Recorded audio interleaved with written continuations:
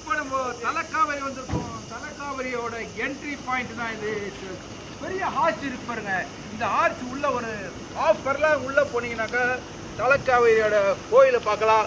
அங்கே தலைக்காவிரியோட starting point, அதாவது காவேரி உற்பத்தியான இடத்த இந்த இடம் தான் அது தலைக்காவேரி. வாங்க உள்ள போயிட்டு பார்க்கலாம்.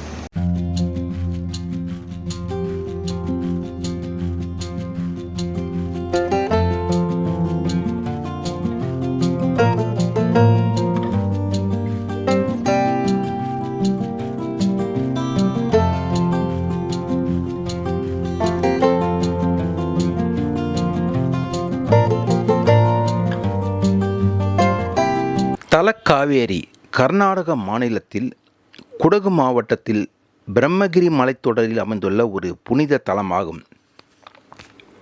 இது காவிரி ஆற்றின் தோற்றமாக கருதப்படுகிறது. இந்த இடம் கடல் மட்டத்திலிருந்து 1276 மீட்டர் உயரத்தில் உள்ளது. இங்கு காவிரி நதி ஒரு புனித நீரூற்றாக உருவாகிறது. மேலும் இந்த இடம் இந்துக்களால் புனித இடமாக கருதப்படுகிறது.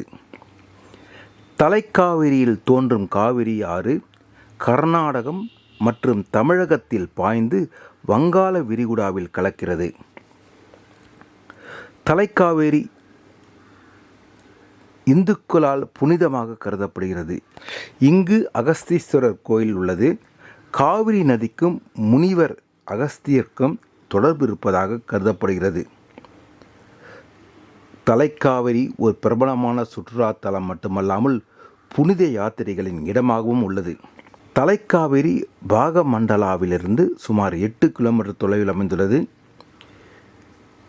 தலைக்காவிரியில் பார்த்தீங்கன்னா தங்குவதற்கு எந்த ஹோட்டலும் கிடையாதுங்க. நீங்கள் மடிக்கேரி என்ற இடத்துல தான் நம்ம தங்கணும். அங்கே தான் நிறைய ஹோட்டல் இருக்குது. 5 ஸ்டார் 3 ஸ்டார் 1000 ருபீஸ் கூட உங்களுக்கு 1000 ரூபாயில் கூட உங்களுக்கு ரூம்ஸ் கிடைக்கும். ஸோ நீங்கள் மடிக்கேரியில் தங்கிட்டு அங்கேருந்து பஸ்ஸு போகுது, லோக்கல் பஸ்ஸு போகுது. பட் டைமிங்ஸ் தான். பட் நீங்கள் டாக்ஸி எடுத்துகிட்டு 4 பேர் 5 பேர் ஷேர் பண்ணிவிட்டு கூட தலைக்காவிரி போயிட்டு வரலாம். ஸோ 1 மணி நேரம் நீங்கள் தலைக்காவிரி போனீங்கன்னா அற்புதமான இடம். மலை உச்சியில் இருக்குது. நல்ல சில்லுன்னு காற்று வரும். நீங்கள் கோயிலுக்கும் தரிசனம் பண்ண மாதிரி இருக்கும்.